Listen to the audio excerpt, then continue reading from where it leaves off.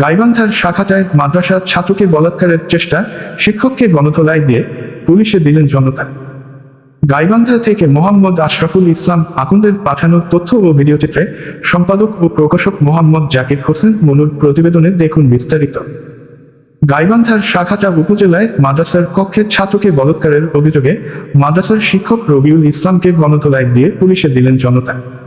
শুক্রবার 5 জুন সকাল 10টার দিকে শাখাটা উপজেলার বোনারপাড়ার ফুটানির বাজার জামিয়া কামিয়া দারুল উলুম মাদ্রাসার অফিস কক্ষে এই ঘটনা ঘটে।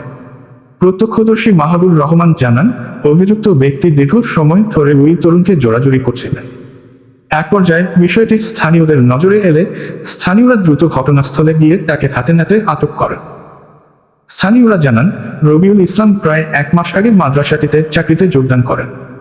তিনি গাইবান্ধা সদর উপজেলার বোয়ালিয়া গ্রামের নুরুল ইসলামের ছেলে।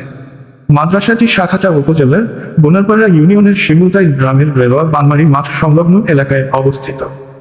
ঘটনার পর এলাকায় ব্যাপক চাঞ্চল্যের সৃষ্টি হয়েছে। স্থানীয় বোনারপাড়া ইউনিয়ন পরিষদের মেম্বার রতন মিয়া জানান, ঘটনাটি শোনার পরে আমি ঘটনাস্থলে গিয়ে অভিযুক্তকে পুলিশে দেওয়ার ব্যবস্থা করি।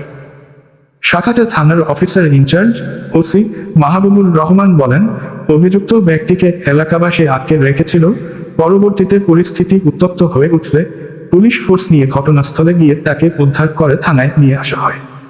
এই ঘটনায় লিখিত অভিযোগ পাওয়া গেলে তদন্ত সাপেক্ষে প্রয়োজনীয় আইনগত ব্যবস্থা গ্রহণ করা হবে। আজকে আপনাকে জনতা এখানে কেন আটকেছে বলেন তো একটু? তার সঙ্গে একটু কি হয়েছিল ভালো করে খুলে বলেন।